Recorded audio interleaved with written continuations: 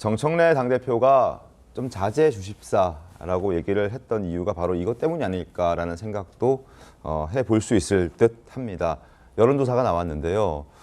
대통령의 국정 운영에 대한 긍정평가가 하락 추세를 면치 못하고 있습니다.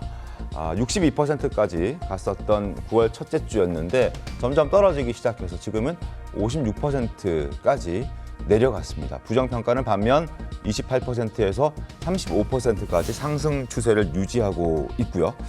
민주당의 지지율도 떨어지기는 마찬가지입니다.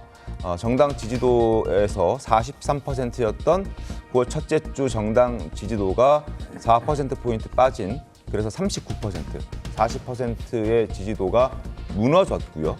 국민의힘은 여전히 20% 초반대에 머물러 있긴 합니다만 9월 첫째 주보다는 3%포인트 정도 상승했습니다.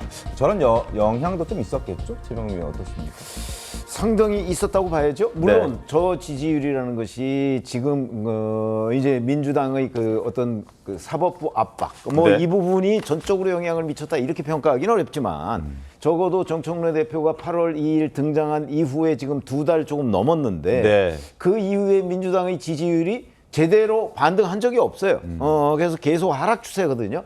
그거는 정청래 대표와 추미애 국회 법사위원장으로 이어지는 네. 이 강성 위주의 그 대사법부 압박 여기에서 비롯된 것이 아닌가 하는 생각을 하게 되고 저기에서 또 특히 눈여겨봐야 될 점은 이재명 대통령의 지지율은 그래도 하락 추세이긴 하지만 네. 그럭저럭 어느 정도를 그 하락세가 좀 완만해요.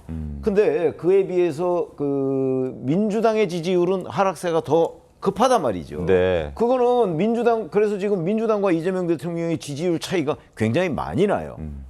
이렇게 보면 결국 이재명 대통령보다 민주당에 대한 부정적 평가가 훨씬 더 많은 것 아니냐. 근데 그 네. 민주당은 정청래 대표가 이끌고 네. 그다음에 추미애 국회 법사위원장이 그 중간에서 그 지지대 역할을 하고 있는데 계속해서 하락한단 말이죠. 네. 그렇다면 그 두 사람한테 가장 큰 책임이 있는 것 아닌가. 그래서 이제 그 중에 한 사람인 정청래 대표마저도 추미애 법사위원장을 이제 자중을 요구하는 이런 상황이 됐다는 거죠. 네. 아마 정청래 대표는 추미애 법사위원장 책임이 더 크다고 생각하는지 모르겠으나 네. 제가 보기엔 둘 다 비슷하게 민주당 지지율 하락의 공신들이다 이렇게 생각을 합니다. 알겠습니다. 중도층의 민심도 지금 함께 보여드리겠습니다. 더불어민주당을 향한 중도층의 민심도 하락세를 면치 못한 것으로 여론조사 결과가 나왔습니다.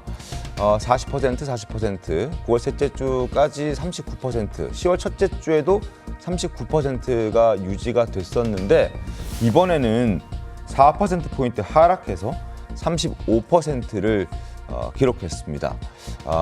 실망했다 중도층이 민주당에게 어떻게 보셨습니까, 조경 변호사님? 네, 저 부분이 이제 우려되는 부분이 있는 건 분명하죠. 왜냐하면 네. 전체적인 지지율, 대통령 지지율도 마찬가지고 당 지지율도 그렇고 네. 상승 추세가 꺾인 것은 맞지만 급격한 하락세로 돌아선 건 아닙니다.